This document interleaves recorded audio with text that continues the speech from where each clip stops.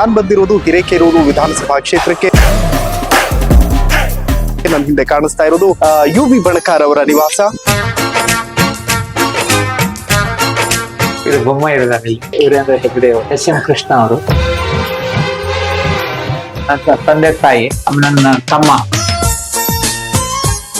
ದೇವ್ರನ್ನ ತುಂಬಾ ನಂಬ್ತೀರಿ ಅನ್ಸುತ್ತೆ. ದೇವರು ನಂಬಲಿಲ್ಲ ಅಂದ್ರೆ ಜಗತ್ತೇ ಇಲ್ಲ. ಮೇಡಮ್, ಹೇಗೆ ತಮ್ಮಿಬ್ಬರದ್ದು ಲವ್ ಮ್ಯಾರೇಜ್ ಅರೇಂಜ್? ಜೋರಿ ಹಿಂದೆ ಹೊಂಟು ಬಿಟ್ಟ ಲೆಫ್ಟ್ ರೈಟ್ ಚಾರಿ. ಸರ್ ನೋಡಿದ್ದಾಗ ಲೈಕ್ ಯಾವ ತರ ಫೀಲ್ ಮೇಡಮ್? ಹಳೆ ಸಿನಿಮಾದ ಹೀರೋನ ಹೇಗೆ? ಹೀರೋನೇ ಅವ್ರು. ಚುನಾವಣೆ ರಿಸಲ್ಟ್ ಬರ್ತಾ ಇದ್ದಿತ್ತು ಅಂದ್ರೆ ನಾನು ಗೆದ್ದಕ್ಕಿಂತ ಹೆಚ್ಚಿಗೆ ಅವ್ರು ಸೋತಾಗ ಖುಷಿ ಅವರಿಗೆ. ಬದುಕಲ್ಲಿ ಖುಷಿಯಾಗಿ ವಿರಸವಿಲ್ಲದೆ ಬದುಕೋದು ಹೇಗೆ? ಹಾಗೆ ಇದೀವಿ. ನಾವಿನ್ನು ನಿನ್ನೆ ಮೊನ್ನೆ ಮದುವೆ ಆಗಿದ್ದೀವೇನೋ ಅನ್ನೋ ತರನೇ ಇದೀವಿ. ದೊಡ್ಡ ಮಗಳಿಗೆ 2 ಗಂಡ್ಮಕ್ಳು, ಅಥರ್ವ, ಅರ್ಚಿತ್. ಕಾರ್ಯಾಲಯ ಎಲ್ಲ ಎಷ್ಟು ಗಂಟೆಗೆ ಆರಂಭ ಆಗುತ್ತೆ? ಎಷ್ಟು ಜನ ಬರ್ತಾರೆ? ಬಂದ್ ಆಗದೇ ಇಲ್ಲ, ಕಾರ್ಯಾಲಯ ಬಂದ್ ಆಗದೇ ಇಲ್ಲ. ನಾವು ಜನರಿಗೆ ಬದುಕು ಕಟ್ಕೊಡ್ಬೇಕು. ದೇವ್ರನ್ನ ಬೇಂದ್ರೆ ಜನ ಐತಿ. 11 ವರ್ಷ ಮೋದಿಯವರು ದೇಶ ಆಳಕತ್ತಾರ. ನಿಮ್ ಸಾಧನೆ ಹೇಳಿರಲ್ಲ ನೀವು. ಸಮಾವೇಶಕ್ಕೆ ಹೆಣ್ಮಕ್ಳು ಕರ್ಕೊಂಡು ಹೋದ್ರು. ಪಟ್ಟಾಯನ ಹೆಣ್ಮಕ್ಳು ಕೊಡಲಿಲ್ಲ, ಇವ್ರ ಮನೇಲಿ ಕೊಡೋಣ. ನಾನು BJP ಇಂದ ಕಾಂಗ್ರೆಸ್ ಬಂದವ.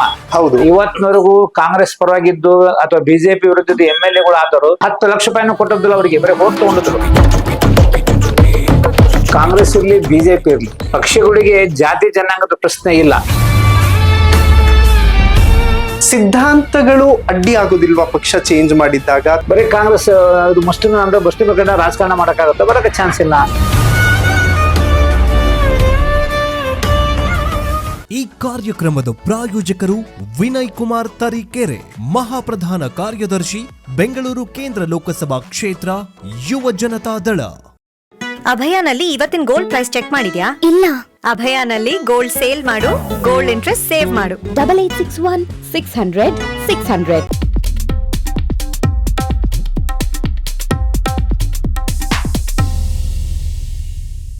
ವೀಕ್ಷಕರೇ ನಮಸ್ಕಾರ, ನೀವು ನೋಡ್ತಾ ಇದ್ದೀರಾ ಹೆಲೋ ಹಿಂದೂ. ನಾನು ಸೈಯದ್ ಹಿದಾಯತ್. ಇವತ್ತು ನಾನ್ ಬಂದಿರೋದು ಹಿರೇಕೆರೂರು ವಿಧಾನಸಭಾ ಕ್ಷೇತ್ರಕ್ಕೆ. ನನ್ನ ಹಿಂದೆ ಕಾಣಿಸ್ತಾ ಇರೋದು UB ಬಣಕಾರ್ ಅವರ ನಿವಾಸ. UB ಬಣಕಾರ್ ಸರ್ ನಮ್ ಜೊತೆ ಇದ್ದಾರೆ. ಸರ್, ಕಾರ್ಯಕ್ರಮಕ್ಕೆ ಪ್ರೀತಿಯ ಸ್ವಾಗತ. ಹೇಗಿದ್ದೀರಿ? Thank you sir. Thank you sir. ತುಂಬಾ ಅಚ್ಚುಕಟ್ಟಾಗಿದೆ ಮನೆ, ತುಂಬಾ ಹಳೆ ಮನೆ ಅಂತ ಅನಿಸ್ತದೆ. ಎಷ್ಟು ವರ್ಷದ ಹಿಂದೆ ಕಟ್ಸಿರೋ ಮನೆ ಇದು? 75-76. ಓಕೆ. ತಂದೆಯವ್ರ ಹೆಸರೇ ಇಟ್ಟಿದ್ದೀರಿ? ಅವ್ರ ಕಾಲಕ್ಕೆ ಅವರೇ ಕಟ್ಸಿದ್ದಲ್ಲ. ಓಕೆ. ಹೆಂಗಾಯ್ತಂತ. ಓಕೆ, ಬನ್ನಿ ಸರ್. ಇವತ್ತು ಜನಗಳಿಗೆ ನಿಮ್ಮ ಮನೆ ಮತ್ತು ಮನದ ಮಾತನ್ನು ತಲುಪಿಸುವಂತಹ ಒಂದು ಪ್ರಯತ್ನವನ್ನು ಮಾಡೋಣ. ಸಚಿವ ಬಣಕಾರ್ ನಿವಾಸ, Shri BG Banakar, BA LLB. Sir, ತಂದೆಯವರು ಕೂಡ BA LLB ಮಾಡಿದ್ದ? ಮಾಡಿ ಅವರು ಪ್ರಾಕ್ಟೀಸ್ ಮಾಡಿದ್ರು. ಓಕೆ. ಮುಂಚೆ ರಾಣೆಬಂಧನಲ್ಲಿ ಕೋರ್ಟ್ ಇತ್ತು. ತದನಂತರ 1 ವರ್ಷ 2 ವರ್ಷ ಇಲ್ಲ ತಹಶೀಲ್ದಾರ್ ಅಭಿಷೇಕಿಗೆ ಮರದ ಕೆಳ ನಡೀತಾ ಇತ್ತು. ನಂತರ ಅವರು ಶಾಸಕರಾದ್ಮೇಲೆ ಹಿರೇಕೆರೂರಿನಲ್ಲಿ ನ್ಯಾಯಾಲಯ ಮಂಜೂರು ಮಾಡಿಸಿದ್ರು. ಓಕೆ. ತದನಂತರ ಕೋರ್ಟ್ ಬಿಲ್ಡಿಂಗ್ ಮಂಜೂರು ಮಾಡಿಸಿದ್ರು. ಆ ಪ್ರಕಾರ ಅಲ್ಲೇ ಅವರು ಪ್ರಾಕ್ಟೀಸ್ ಮಾಡ್ತಾ ಇದ್ರು. ಓಕೆ. ಸುದೈವ ನಾನು ವಕೀಲನಾದೆ. ನನಗೂ ಸಹ ಕೋರ್ಟ್ ನಲ್ಲಿ ವಕೀಲಿಕೆ ನಡೆಸಕ್ಕೆ ಅವಕಾಶ ಇತ್ತು. ಓಕೆ. ಮತ್ತೆ ಈ ಬಾರಿ ನಾನು MLA ಯಾಕೆ ಅವಕಾಶ ಕೊಟ್ರು. ರಟ್ಟಳ್ಳಿ ಹೊಸ ತಾಲೂಕಾಗಿತ್ತು. ರಟ್ಟಳ್ಳಿಗೂ ಒಂದು ಹೊಸ ನ್ಯಾಯಾಲಯವನ್ನು ಮಂಜೂರು ಮಾಡಿದ್ವಿ. ಈಗ 3 ದಿವಸಗಳ ನ್ಯಾಯಾಲಯ ರಟ್ಟಳ್ಳಿಯಲ್ಲಿ ಪ್ರಾರಂಭ ಆಗಿದೆ. ಅದೇ ರೀತಿ ನ್ಯಾಯಾಲಯಕ್ಕೆ 3.5 ಎಕರೆ ಜಮೀನನ್ನು ಕೊಟ್ಟಿದ್ದೀವಿ. ಓಕೆ. ನಿನ್ನೆ ತಾನೇ ಪ್ರಧಾನ ಕಾರ್ಯದರ್ಶಿ ಲೋಕೋಪಯೋಗಿ ಇಲಾಖೆ ಅವ್ರನ್ನ ವಿಶ್ವಾಸ ಅವ್ರನ್ನ ಭೇಟಿಯಾಗಿದ್ದೆ. ಸಚಿವರಿಗೂ ಭೇಟಿಯಾಗಿದ್ದೆ. ಈ ಸಲ ನಮ್ಗೆ ಏನ್ ಮಾಡಿ ಅದನ್ನ ಬಿಲ್ಡಿಂಗ್ ಮಾಡಿಕೊಡಿ ಅಂತ ಹೇಳಿ. ಅಲ್ಲಿಯೂ ಸಹ ಒಂದು ನ್ಯಾಯಾಲಯದ ಬಿಲ್ಡಿಂಗ್ ಆಗ್ತಾ ಇದೆ. ಬ್ಯೂಟಿ ಅಂತಂದ್ರೆ ನೋಡಿ ಸರ್, ವಿಜಯದಶಮಿ, ಗಾಂಧಿ ಜಯಂತಿ 2 ಒಂದೇ ದಿನ, 2 ಮೇಜರ್ ಡೇಸ್. ಅವರು 76ನೇ ಇಸವಿಯಲ್ಲಿ 75 ದೇವರಾಜ ಅರಸು ಅವರ ಕ್ಯಾಬಿನೆಟ್ ನಲ್ಲಿ ಅವ್ರು ಪಶ್ಚಿಮ ಉಪನಾಯಕ ಸಚಿವರಾದ್ರು. ಅವತ್ತು ಟೈಮ್ ಹೆಂಗಿತ್ತು ಅಂದ್ರೆ ಅವ್ರು ಹೊಲದಲ್ಲಿ ಕೆಲಸ ಮಾಡ್ತಾ ಇದ್ರು. ಅವತ್ತು ಹೊಲಕ್ಕೆ ಹೋಗಿದ್ರು. ಅವರು ಹೊಲಕ್ಕೆ ಹೋದಾಗ ಇವ್ರು ಪೊಲೀಸರು, ಇಂಟೆಲಿಜೆನ್ಸ್ ಪೊಲೀಸರು, ಅವಾಗ ಮೊಬೈಲ್ ಇದ್ದಿಲ್ಲ. ಇಂಟೆಲಿಜೆನ್ಸ್ ಪೊಲೀಸರು ಹೊಲಕ್ಕೆ ಹೋಗಿ ನೀವು ಬೆಂಗಳೂರಿಗೆ ಬರ್ಬೇಕಂತ ಹೇಳಿ ಅವ್ರಿಗೆ ಅವ್ರಿಗೆ ಗೊತ್ತಿಲ್ಲ.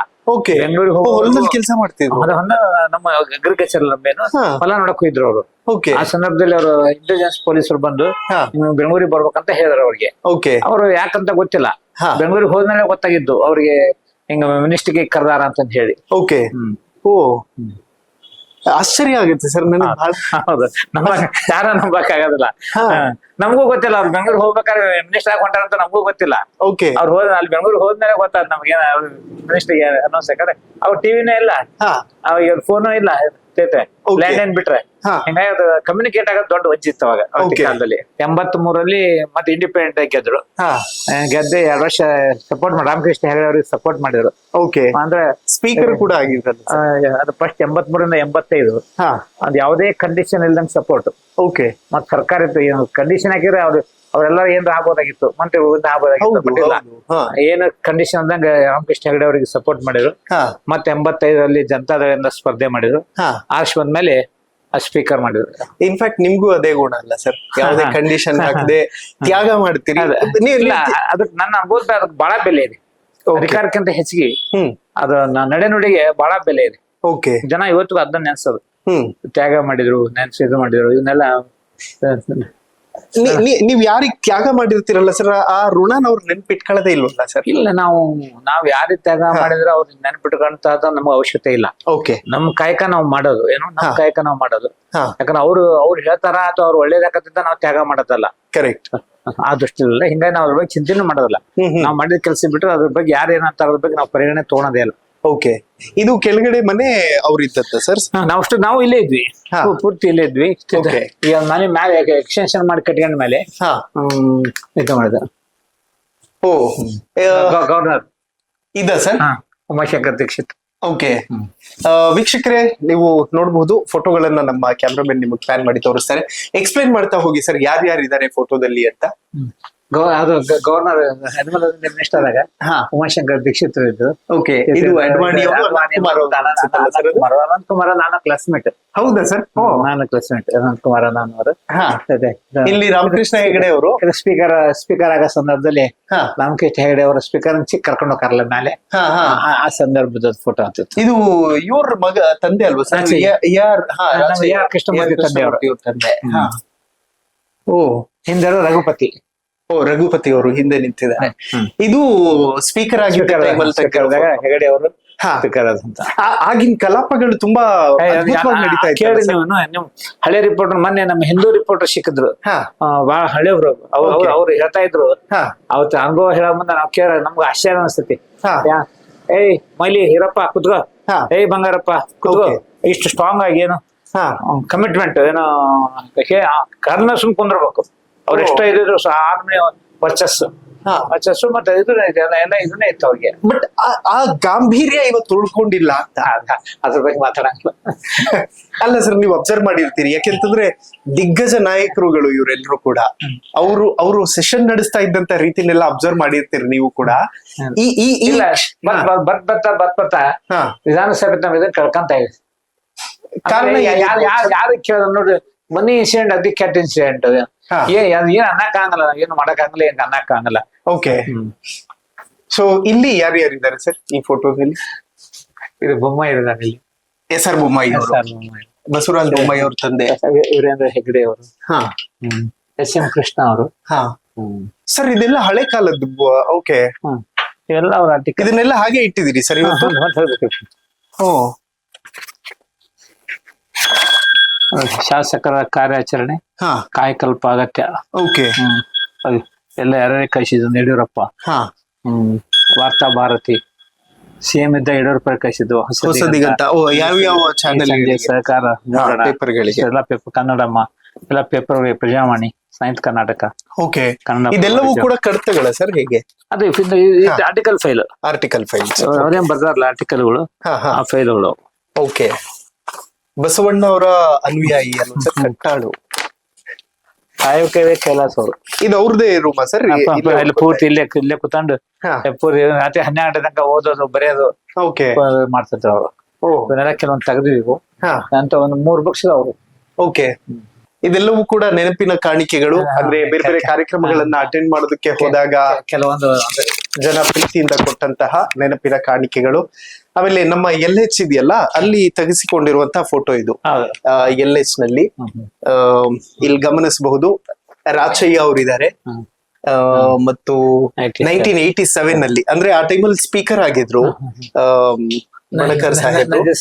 ಹಾ ನೀರ್ ಸಾಬ್ ಅಂತ ನಾವು ಹೇಳ್ತೀವಲ್ಲ. ಓಕೆ ಸರ್, ಈ ತರದ ನಾಯಕರು ಯಾಕೆ ಇತ್ತೀಚೆಗೆ ಕಾಣಿಸ್ತಾ ಇಲ್ಲ ನಮಗೆ ಅಂತ, ಅಂದ್ರೆ ಆ ಸ್ಪಿರಿಟ್ ಇರುವಂತವ್ರು ಯಾಕೆ ಕಡಿಮೆ ಆಗ್ತಿದ್ದಾರೆ? ನಜೀರ್ ಸಾಬ್ ರಂತ ನಾಯಕರು ಯಾಕೆ ಹುಟ್ಕೊಳ್ತಾ ಇಲ್ಲ ಅಂತ ಈಗಿರ್ಬಹುದು sir, but I don't think ಈಗಿರುವಂತಹ ಮುಸ್ಲಿಂ ನಾಯಕರು ಲೀಡರ್ಸ್ ಅಂತ ನಾನಂತೂ ಕನ್ಸಿಡರ್ ಮಾಡೋದಿಲ್ಲ. ಹಂಗೇನಿಲ್ಲ, ಇವತ್ತಿನ ಕಾಲಕ್ಕೆ ತಕ್ಕಂಗೆ ಹೆಂಗಿದಾರಲ್ಲ ಹಂಗಿದಾರ. ಕಾಲ ನಾಯಕರು ಬದಲಾವಣೆ ಮಾಡ್ತೈತಿ. ಅವಾಗೆಲ್ಲ ಫ್ರೀ ಚುನಾವಣೆ ಅವರು, ನಮ್ಮ ಫಾದರ್ ಒಂದ್ ಪೈಸೆ ಆಗ್ತದಲ್ಲ, ಜನನ ಪಟ್ಟಿಯಾಗಿ ಚುನಾವಣೆ ಮಾಡೋರು. ಎಲ್ಲ ದೊಡ್ಡ ದೊಡ್ಡ ಲೆಜೆಂಡ್ಗಳು ಕೂತಿರೋದಿಲ್ಲ ಎಲ್ರು ಕೂಡ. ನೀವು ಹೋಗ್ತಿದ್ರ ಸರ್ ಆ ಟೈಮಲ್ಲಿ ಕಲಾಪಗಳಿಗೆಲ್ಲ? ತಂದೆ ಇಲ್ಲ ನಮ್ದು ಯಾವ್ದು 85 to 89 ಆದಾಗ ನಂದು ವಕೀಲಿಕೆ ಸ್ಟಾರ್ಟ್ ಆಗಿತ್ತು. ಓಕೆ. ಹಿಂಗಾಗಿ ನನ್ಗೆ ಅಲ್ಲಿ ಹೋಗಕ್ ಆಗ್ತದಿಲ್ಲ ಏನ. ನಂದು ಇಲ್ಲೇ ವಕೀಲಿಕೆ ಕ್ಯೂರಿಯಾಸಿಟಿ ಇರ್ಲಿಲ್ವಾ ಒಂದ್ಸತಿ ನೋಡ್ಬೇಕು ಒಳಗಡೆ ಹೆಂಗಿಲ್ಲ? ಹೋಗಿದ್ವಿ.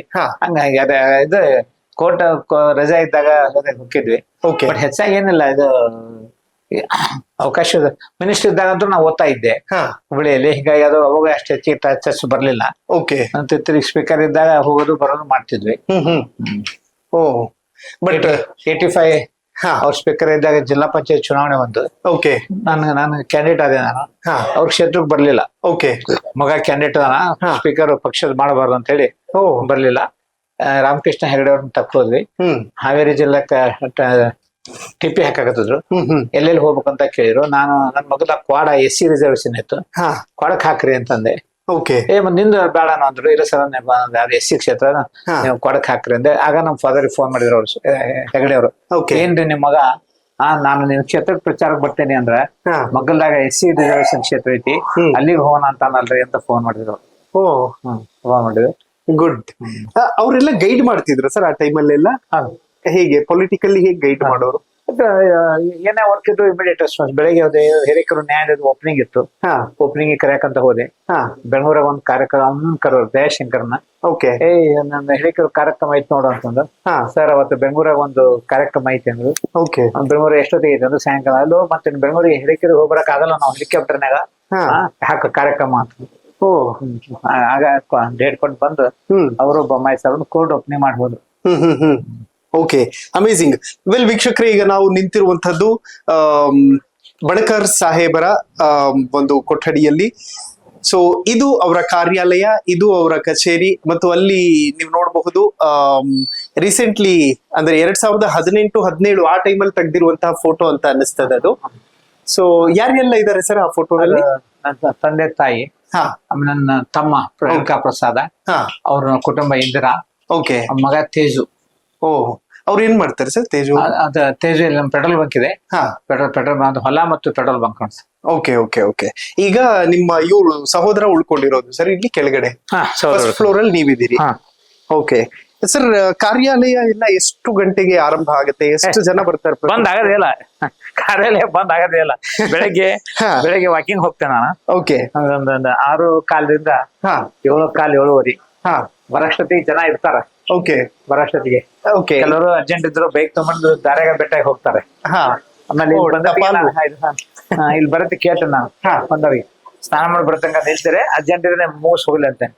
ಅರ್ಜೆಂಟ್ ಇದ್ದವ್ರಿಗೆ ಮುಗಿಸ್ಬಿಟ್ಟು ಸ್ನಾನಕ್ಕೆ ಹೋಗೋದಿಲ್ಲ, ಹಂಗ ಕುಂದ್ ಬಿಡ್ತೇನೆ. ಹಂಗ ಕುಂತ್ರ ಒಂದ್ಸಲ ಸಮಸ್ಯೆ ಆಗತ್ತೆ. 10-10:30 ಯಾವ್ದು ಒಳಗೆ ಹೋಗಕ್ ಆಗಲ್ಲ ಸ್ನಾನಕ್ಕೆ.